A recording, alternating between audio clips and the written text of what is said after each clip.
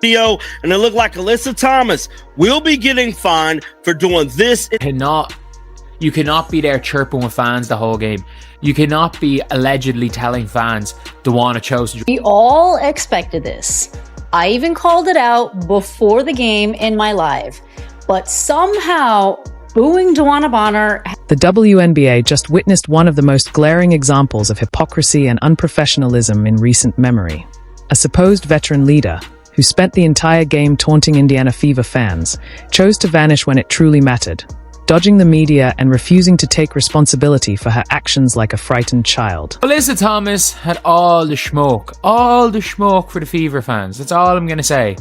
Like, it wasn't just like just normal smoke. It wasn't just normal beef. It was what people from the country will call Dublin. She had the big smoke. Like, she absolutely had all the beef for. She, let the fans hear it, all of this stuff. Satu there, telling the fans to keep up the booze. And what did they do? They lost. And what did Alyssa do? This is the story of a player who believed she could run her mouth endlessly, intimidate fans, and strut around like she ran the show, only to learn the hard way that true accountability and professional responsibility mean showing up when the spotlight hits and the tough questions start flying. A celebration right now in the WNBA dump, but for some reason, and this should come as a surprise to no one, for some reason, WNBA players, they're just not in a joyous mood. They're not in the mood to express their appreciation, their gratitude to the people who gave them something worth celebrating. Instead of showing their appreciation, these bitter, entitled, insufferable players, they continue to engage in a war with. When Alyssa Thomas and the Phoenix Mercury stormed into Indianapolis on that fiery Wednesday night, she expected to embrace the villain role and thrive off the tension. But instead, she was met by a fan base rightfully voicing their frustration over Dana Borner, and a league that made it clear her outbursts wouldn't be overlooked just because the pressure turned up. Her first time coming back to Indianapolis after pretty much quitting the team. And I'm sticking to my guns saying that she quit the team because in my eyes, that's definitely what she did. Now, she went on record and stated that the role that she had possibly wasn't good enough for her. The fit just wasn't working. But at the end of the day, all of it points to the arrows of what? Quitting the basketball team. There's no way to justify it. The writing was on the wall from the opening tip. But Alyssa Thomas was too busy running her mouth to notice. She spent the game taunting fans, throwing gestures like a schoolyard bully, and reportedly sneering that Borner had joined a real team. A real team, huh? Let's talk about what's actually real, Alyssa. Basically, you can see Alyssa Thomas going back and forth with a fan, man. I mean, she just, I don't know if she just can't ignore anybody that's just coming at her, you know what I'm saying? And I'm pretty sure it's not anything racist or anything like that. I just think they get under her skin. they just get under her skin. And maybe since her first incident, whatever the case may be, she just didn't like it. So after that, she just can't stand any other Fever fan. So, what did the WNBA do? Exactly what any competent league should. They fined Thomas and the Mercury for violating one of the most fundamental principles of professional sports: showing up and facing the music when the game is over. WNBA media access policy states no later than 10 minutes following the game, each head coach and 2 players, leading scorer and key contributor per team, be available in separate press conference room for in-person Zoom meetings. AT and the Mercury will likely be fined because they chose to break the rule. It's looking like Alyssa Thomas and the Phoenix Mercury are going to be fined because she just said nah. She just said. If you're enjoying this, don't forget to subscribe. The media availability rule violation laid bare everything Alyssa Thomas isn't. She had the perfect opportunity to explain her actions, defend her behavior, and step up as a leader after a dominant personal performance. Instead, she vanished, faster than the Mercury's championship hopes, leaving her coach and teammates to handle the fallout she created. According to league policy, no later than 10 minutes after the final buzzer, each head coach and 2 players, the leading scorer and a key contributor, must be available for media in separate press conference rooms, both in person and via Zoom. This isn't a suggestion. It's not optional. And it's definitely not something you get to skip just because your pride took a hit. We seen Alyssa Thomas jawing at it with fans, kind of, making a complete fool of herself, and now she's finna be getting fined because she refused. Thomas' disappearing act stood in stark contrast to what real professionalism looks like.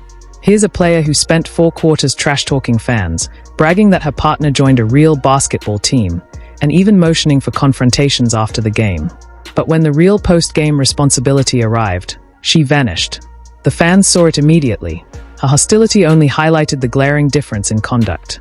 While Alyssa Thomas hid in the locker room like a child trying to avoid punishment, Coach Nate Tibbetts and Kalia Copper faced the media with maturity and accountability. That's what leadership actually looks like.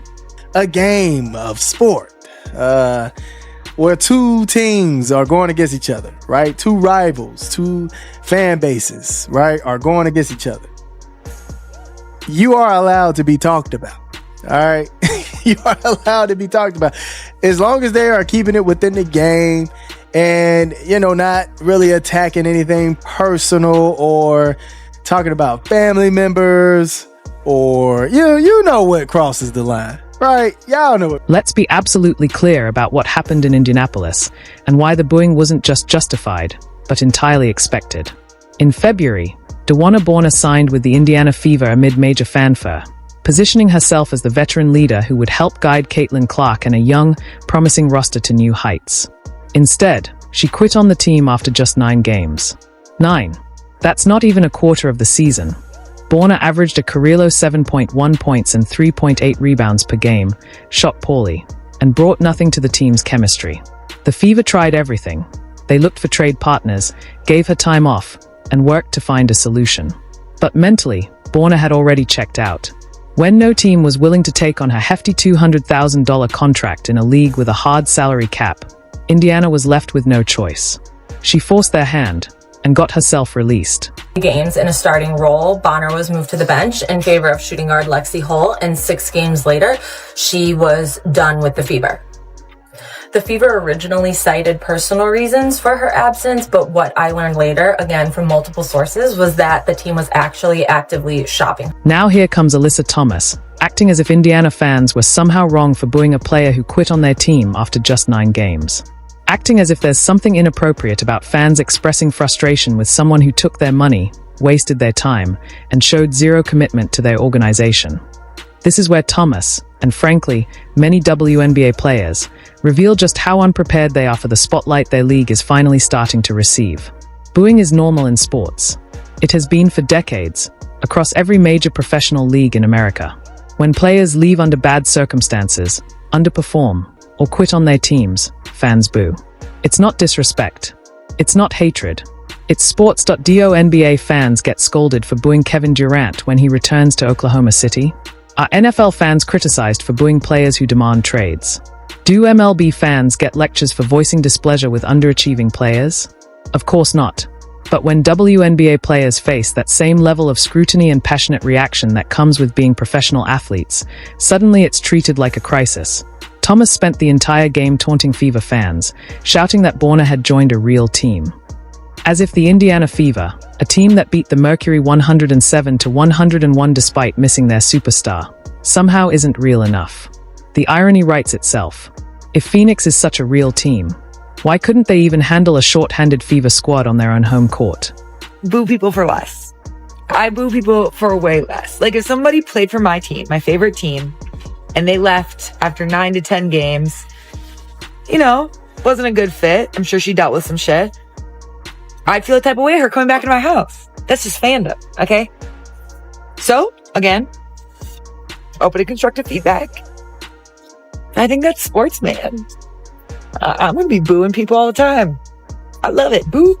After all the tough talk, all the taunting gestures, and 4 quarters of acting like the league's ultimate enforcer, Alyssa Thomas had her moment to back it all up.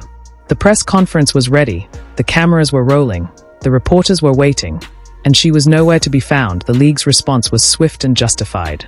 According to multiple reports, both Thomas and the Phoenix Mercury are facing fines for violating the WNBA's media availability rule. And this isn't a one-off. The precedent is well established. The New York Liberty were fined $25,000, and 3 of their players were docked $2,000 each for skipping media duties after a finals loss. The message is clear.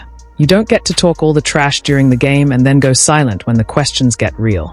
You can't act like a fearless enforcer on the court and then disappear like a coward when accountability knocks. That's not leadership. That's not professionalism. And that's certainly not what this league needs as it grows under a brighter spotlight.